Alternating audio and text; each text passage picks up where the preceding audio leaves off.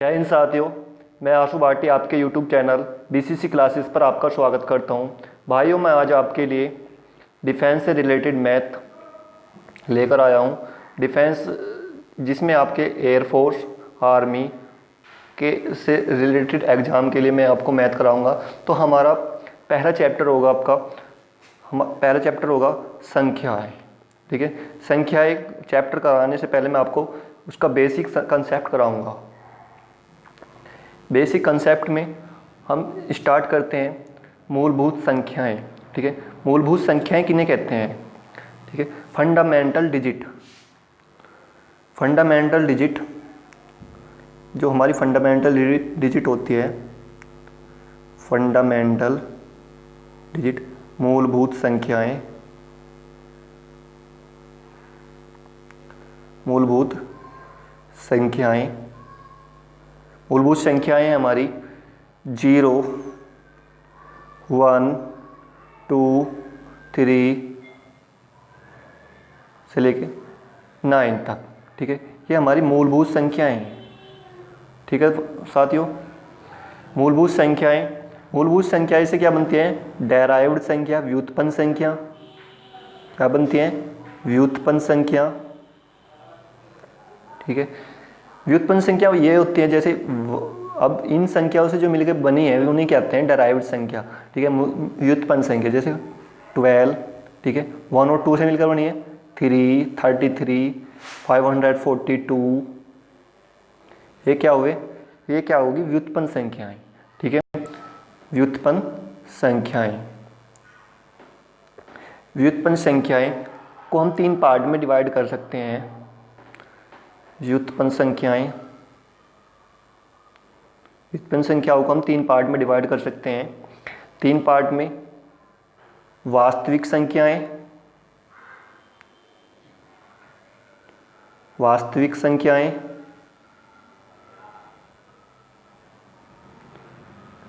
काल्पनिक संख्याएं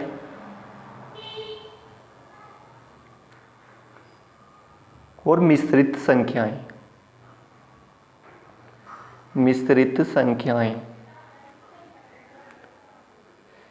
ठीक है दोस्तों, मिश्रित संख्याएं। वास्तविक संख्याएं क्या होती हैं? वास्तविक संख्याएं वे होती है जिन्हें हम नंबर लाइन पर डिनोट कर सकते हैं। ठीक है, जिसे हम नंबर लाइन पर डिनोट कर सकते हैं। जिस किसी भी संख्याओं को हम नंबर लाइन पर डिनोट कर सकते हैं उसे क्या कहते हैं? वास्तविक संख्याएं कहते हैं। ये पॉजिटिव भी होती हैं और नेगेटिव, धनात्मक भी होती है और ऋणात्मक भी होती है। फ्रैक्शन में भी होती है। ठीक है, जैसे -5, इसे भी हम नंबर लाइन पर डिनोट कर सकते हैं। इधर नंबर लाइन पर डिनोट कर देंगे +5, 2/5, 1/2। ठीक है, इन्हें भी हम नंबर लाइन पे डिनोट कर सकते हैं। 2/5 मतलब 0.4, 0.4 कहाँ होगा? 0 और 1 के बीच में। 0.5 भी 0 और 1 के बीच में होगा। तो इस प्रकार से हम इसे नंबर लाइन पे डिनोट कर सकते हैं। जितनी भी हमारी संख्याएं होती हैं उन्हें हम नंबर लाइन पे डिनोट कर सकते हैं। वे हमारी ऋणात्मक संख्या होती हैं, वे पॉजिटिव भी होते हैं, नेगेटिव भी होते हैं और 0 भी होती हैं। ठीक है, ये क्या होती हैं? वास्तविक संख्याएं। ठीक है, 0 से लेके इधर इन्फिनिटी तक, पॉजिटिव में इन्फिनिटी तक, इधर से लेकर पॉजिटिव में, नेगेटिव में इन्फिनिटी तक। ठीक है, ये सभी संख्याएं क्या होती हैं? वास्तविक संख्याएं। अब बात आती है काल्पनिक संख्याएं की। काल्पनिक संख्या किसे कहते हैं? काल्पनिक संख्या वे होती हैं जिनकी हम कल्पना करते हैं। ठीक है, अगर देखो साथियों, अगर हम रूट नाइन का वैल्यू निकाल रहे हैं तो क्या आएगा? 3 आएगा।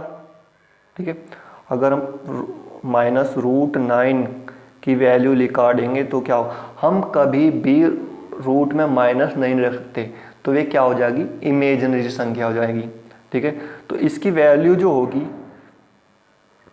9 × -1।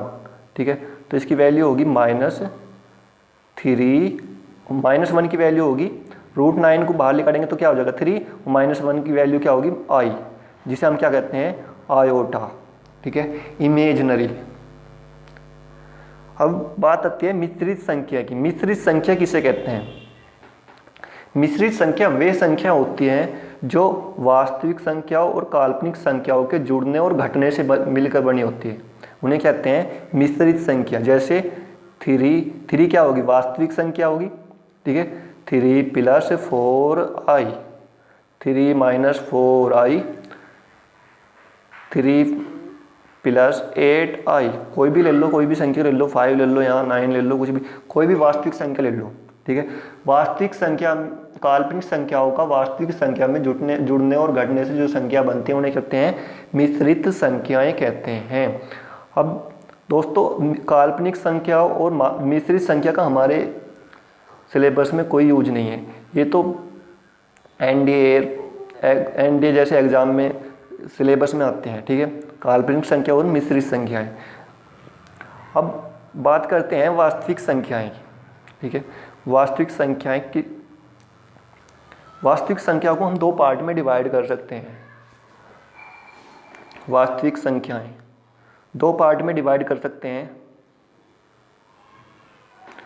जो 2 पार्ट हैं हमारे, परिमेय संख्या और परिमेय संख्या, परिमेय संख्या और अपरिमेय संख्या। अपरिमेय संख्या, परिमेय संख्या दोस्तों किसे कहते हैं? परिमेय संख्या वे होती हैं जिन्हें हम P/Q की फॉर्म में लिख सकते हैं, ठीक है, जिन्हें हम P/Q की फॉर्म में लिख सकते हैं। शर्त यह है कि P और Q क्या होनी चाहिए? पूर्णांक होने चाहिए। P और Q क्या होनी चाहिए? पूर्णांक। पूर्णांक मतलब P और Q की वैल्यू दशमलव में नहीं होनी चाहिए, ठीक है। जैसे और Q क्या नहीं होनी चाहिए? Q 0 नहीं होना चाहिए। Q की वैल्यू क्या नहीं होनी चाहिए? 0 नहीं होनी चाहिए। उन्हें क्या कह सकते हैं हम? परिमेय संख्या कह सकते हैं। जैसे 1/2, 3/8, 5/8, ये क्या होती हैं? परिमेय संख्या, ठीक है। अब बात आई है अपरिमेय संख्या किन्हें कहते हैं? अपरिमेय संख्या वे होती हैं जिन्हें हम P/Q की फॉर्म में नहीं लिख सकते, जिन्हें हम P/Q की फॉर्म में नहीं लिख सकते, ठीक है। जितने भी मैथमेटिकल सिंबल होते हैं वे अपरिमेय संख्या होती हैं। जैसे हमारा हुआ पाई, पाई भी क्या है? अपरिमेय संख्या। पाई क्यों है अपरिमेय संख्या? क्योंकि दशमलव के बाद इसके नंबरों की रिपीटेशन स्टार्ट हो जाएगा, ठीक है। नंबरों का रिपीटेशन स्टार्ट हो जाएगा तो क्या हो जाएगी? वो अपरिमेय संख्या हो जाएगी, ठीक है। जैसे हमारा हुआ करने को भी हम भी करनी, जैसे √3 को भी हम क्या कह सकते हैं? अपरिमेय संख्या, क्योंकि इसकी वैल्यू क्या होती है? 1.732। ये इसकी पूर्ण वैल्यू नहीं होती, इसके बाद ये रिपीट होती चली जाएगी, ठीक है। 2 के बाद क्या हो जाएगी? रिपीट स्टार्ट होने जाएगी, ठीक है। जैसे आपका हुआ √2, इसकी वैल्यू क्या है? 1.414, फिर इसके बाद ये रिपीट होनी स्टार्ट हो जाएगी, तो ये क्या होगी? अपरिमेय संख्या। दोस्तों समझ में आया आपको? परिमेय संख्या और अपरिमेय संख्या किसे कहते हैं? एक बार और रिपीट कर देता हूँ मैं। परिमेय संख्या वे होती हैं जिन्हें हम P/Q की फॉर्म में लिख सकते हैं। शर्त यह है कि P और Q पूर्णांक होने चाहिए। पूर्णांक मतलब दशमलव में नहीं होनी चाहिए, कुछ भी हो, 1 2 3 4 5 6 कुछ भी हो, और Q 0 नहीं होनी चाहिए, ठीक है। दोस्तों अपरिमेय संख्या वे होती हैं जिन्हें हम P/Q की फॉर्म में लिख नहीं सकते। वे क्या होती हैं? अपरिमेय संख्या। जैसे कि जितने भी हमारे मैथमेटिकल सिंबल होते हैं, जैसे पाई 3.14, पाई अपरिमेय संख्या है। क्यों? क्योंकि पाई की जो वैल्यू होती है 3.14, वो 4 के बाद क्या होता है? रिपीट होती स्टार्ट हो जाएगी, ठीक है। और जितने भी हमारे घात करनी है, जैसे √3 हुआ, √2 हुआ, √5 हुआ, इनकी √3 की वैल्यू क्या है? 1.732। 2 के बाद क्या हो जाएगी? रिपीट होती स्टार्ट हो जाएगी, ठीक है।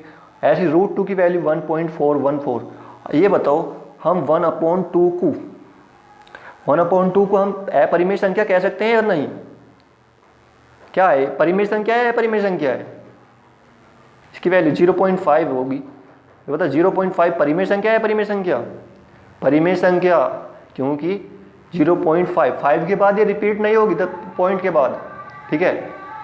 तो ये क्या होगी, परिमेय संख्या। जो रिपीट नहीं होगी वे क्या होगी, परिमेय संख्या। जो रिपीट होगी पॉइंट के बाद वे क्या होगी, अपरिमेय संख्या, कोई भी हो, ठीक है दोस्तों। तो जितने मैथमेटिकल सिंबल जैसे सार्थक गुरुत्वाकर्षण नियतांक जी की वैल्यू कितनी होती है, 9.8, ये भी क्या है, अपरिमेय संख्या है, ये भी रिपीट होती स्टार्ट हो जाएगी, ठीक है दोस्तों। इसके बाद स्टार्ट करते हैं, देखते हैं हम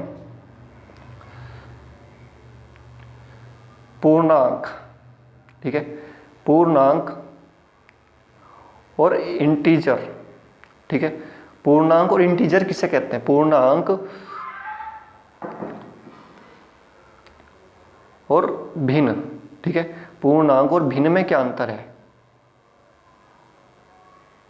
पूर्णांक और भिन्न में क्या डिफरेंस है? बताओ दोस्तों, पूर्णांक और भिन्न में क्या डिफरेंस है? पूर्णांक मतलब जो पूर्ण संख्या हो हमारी, जितनी भी हमारी पूर्ण संख्या है वे क्या होती हैं, पूर्णांक होती हैं, ठीक है। जितनी भी हमारी पूर्ण संख्या होती है वे क्या होती है, पूर्णांक संख्या होती है। जैसे 1, 2, -3, -4, -6, कुछ भी, ठीक है, पूर्ण संख्या होनी चाहिए। शर्त यह है कि दशमलव में ना हो, ठीक है। भिन्न क्या है हमारी, 1/2, दशमलव भी हो सकती है, 0.5 भी हो सकती है, 0.25 भी हो सकती है, ठीक है। हम 1/6 भी हो सकती है। जो फ्रैक्शन में हो, मतलब जो पॉइंटों में हो, वो क्या होगी, भिन्न होगी। पूर्णांक वे होगी जो पूर्ण संख्या हो, 0 भी हमारी पूर्ण संख्या होगी, ठीक है।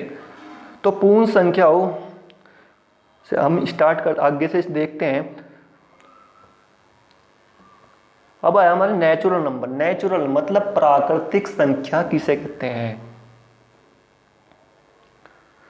प्राकृतिक संख्याएं, प्राकृतिक संख्याएं वे होती है जो 1 से स्टार्ट होती है, 1, 2, 3, 4, 5, 6, 7, इन्फिनिटी तक, ठीक है, अनगिनत।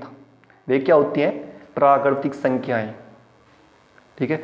अगर हम प्राकृतिक संख्या में 0 को और ऐड कर दें तो क्या हो जाएगी, पूर्ण संख्याएं, होल नंबर, पूर्ण संख्याएं।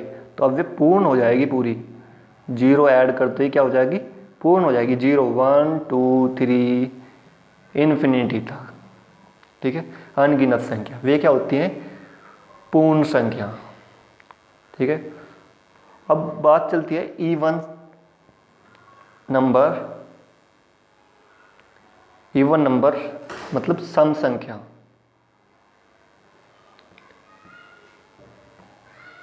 सम संख्याएं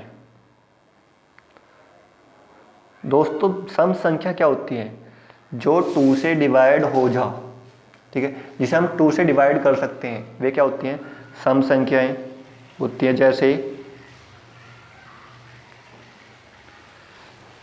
जैसे हमारा 2, 4, 6, 8, 10, 12, इन्फिनिटी तक, ये जितने भी संख्या 2 से डिवाइड हो जाती है वे क्या होती हैं, सम संख्या होती हैं। इसके बाद आई हमारी विषम संख्या। विषम संख्या किसे कहते हैं, जिसे हम 2 से डिवाइड नहीं कर सकते, वे क्या होती हैं, विषम संख्याएं। जैसे 3, 5, 1 भी हमारी विषम संख्या होती है। 1, 3, 5, 7,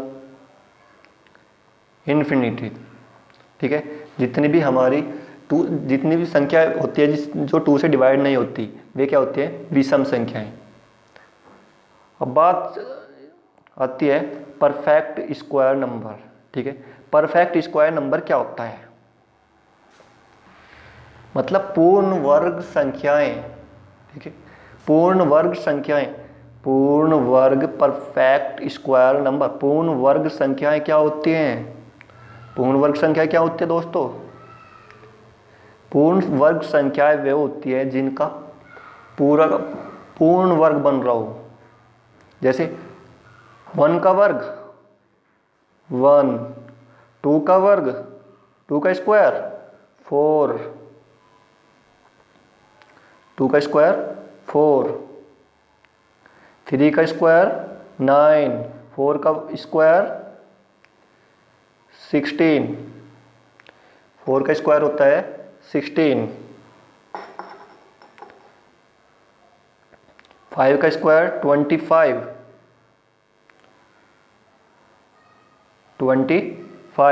6 का स्क्वायर 36।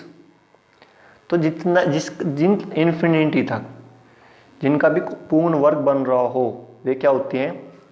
पूर्ण वर्ग संख्याएं। फिर आती है परफेक्ट क्यूब नंबर। पूर्ण घन संख्याएं। पूर्ण घन संख्याएं। पूर्ण घन संख्याएं वे होती हैं जिनका पूर्ण घन बन रहा हो। 1 का घन क्या होगा? 1, 2 का घन क्या होगा? 8, 3 का घन क्या होगा? 27, ऐसी इन्फिनिटी तक 15 है, वो क्या होता है? पूर्ण घन संख्याएं कहते हैं। उन्हें क्या कहते हैं? पूर्ण घन संख्याएं। अब दोस्तों इम्पोर्टेंट नंबर आता है प्राइम नंबर, ठीक है, जो सबसे ज़्यादा एग्जाम में आता है। अभाज्य संख्याएं। अभाज्य संख्याएं, प्राइम नंबर, अभाज्य संख्याएं।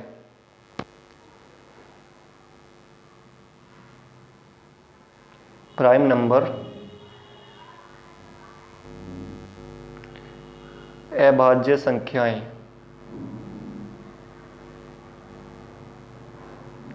अभाज्य संख्याएं किन्हें कहते हैं?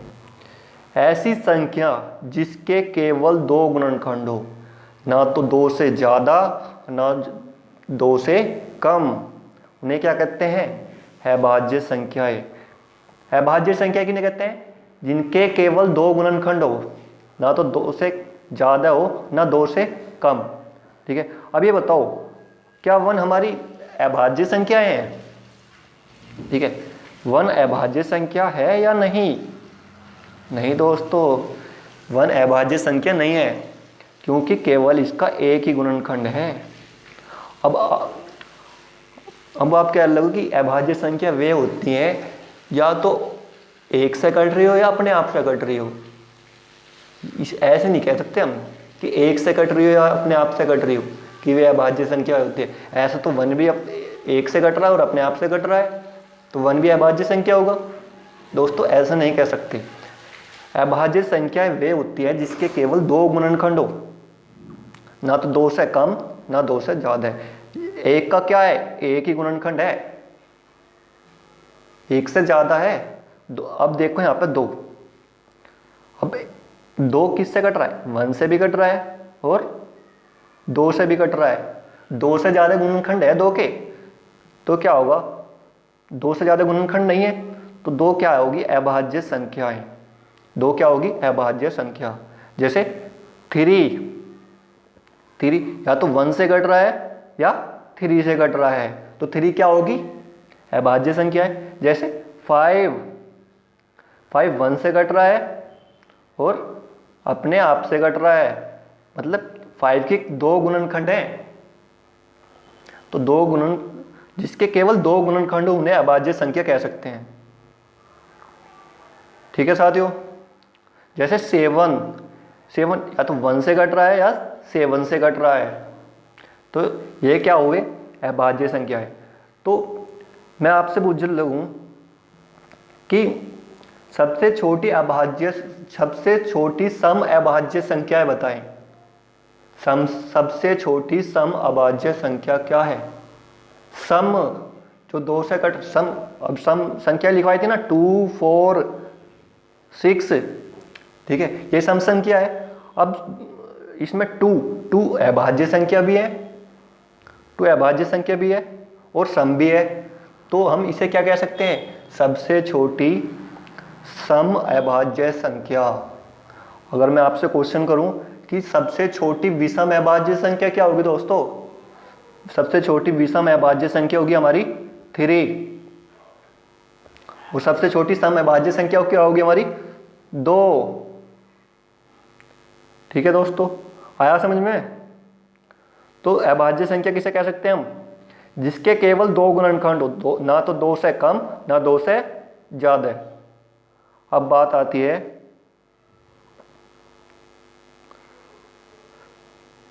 भाज्य संख्या।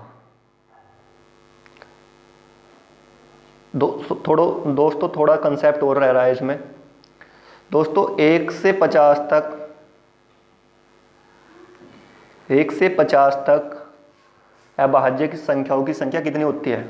दोस्तों इसका कोई फंडा नहीं होता, ये तो याद ही करना पड़ेगा, काउंट करनी पड़ती है, इसलिए हम याद कर लेंगे। तो 1 से 50 तक कितनी संख्या अभाज्य संख्या होती है, 15। ठीक है, अगर हम 50 से 100 तक की बात करें तो कितनी अभाज्य संख्या होगी, 10। अगर हम दोनों को मिला के बहुत जल्द लगे, 1 से 100 तक कितनी अभाज्य संख्या होगी, 25। दोस्तों इससे 100 से ज़्यादा नहीं आता। ठीक है, 1 से 50 तक कितनी अभाज्य संख्या होगी, 15, और 50 से 100 तक कितनी अभाज्य संख्या होगी, 25। ठीक है दोस्तों, तो ये याद करने पड़ेंगे दोस्तों, इसका कोई फंडा नहीं होता। अब स्टार्ट देखते हैं, काउंट करनी पड़ती है। अब देखते हैं प्राइम कंपोजिट नंबर भाज्य संख्या। भाज्य संख्या किसे कहते हैं, भाज्य संख्या वे होती है जिसके 2 से ज्यादा गुणनखंड हो, जिसके 2 से ज्यादा गुणनखंड हो, वे क्या होती हैं, भाज्य संख्या। भाज्य संख्या उसमें सम भी होगी और विषम भी होगी। सबसे भाज्य संख्या वे होती हैं जिसके 2 से ज्यादा गुणनखंड हो, उसमें सम भी होगी और विषम भी होगी। जैसे 4,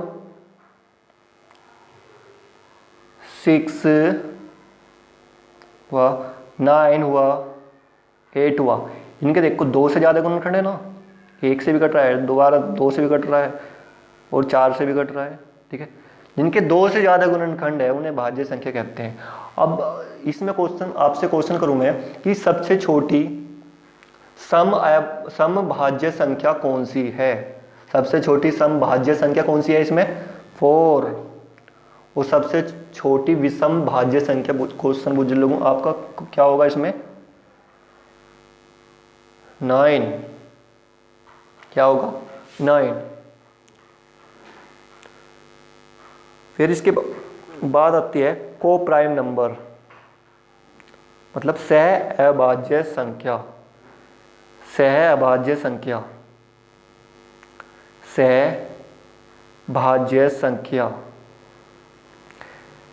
दोस्तों सह अभाज्य संख्या, सोचो क्या होती है सह अभाज्य संख्या। सह अभाज्य संख्या क्या होती है, सह अभाज्य संख्या क्या होती है, ऐसी संख्या, ऐसी 2 संख्या। दोस्तों ऐसी 2 संख्या, ऐसी 2 संख्या जिनका में से एक हो, मतलब जो केवल 2 से, जो कॉमनली 2 से डिवाइड हो सके, 2 से ही कट सके। ठीक है, ऐसी 2 संख्या जो केवल 2 से ही कट सके, जैसे 2 और ऐसी 2 संख्या केवल जो कॉमनली 1 से ही कट सके, वे क्या होती हैं, सह अभाज्य संख्या होती हैं। जैसे हम अब ये बताओ, 1 से अलावा कोई सी संख्या तुम दोनों को डिवाइड कर रही है, 1 से ये डिवाइड हो रही है, 1 से ये डिवाइड हो रही है, 1 से अलावा कोई भी इसे कॉमनली डिवाइड कर रही है, कॉमनली। ऐसे तो 2 से 2 भी हो रही, 3 से 3 भी हो रही, कॉमनली मतलब 1 से ये डिवाइड होनी चाहिए और 1 से 3 डिवाइड होनी चाहिए। ठीक है, जैसे कि हम लिख रहे हैं 4 और 6। ठीक है, ये 1 से भी डिवाइड हो रही है, 2 से भी डिवाइड, 2 से भी कॉमनली डिवाइड हो रही है, तो ये सह अभाज्य संख्या नहीं है। ठीक है, सह अभाज्य संख्या वे होती है, ऐसी 2 संख्या होती है जिनका में से केवल एक ही हो, या मतलब एक से डिवाइड हो रही हो, कॉमनली एक से डिवाइड हो रही हो, वे क्या होते हैं? सहभाज्य संख्या। ठीक है, देखो जैसे जैसे 2 और 7, 3 और 5, 4 और 9। ठीक है, तो ये क्या हुई? सहअभाज्य संख्या। दोस्तों मैंने आपको संख्या के बारे में पूरा इंट्रोडक्शन दे दिया है। ठीक है, तो कल से हम स्टार्ट करते हैं आपका संख्या चैप्टर, जिसमें हम आपको कल क्वेश्चन कराएंगे। दोस्तों चलिए, तो दोस्तों इसे लाइक और शेयर और सब्सक्राइब करना मत भूलिए। थैंक यू दोस्तों।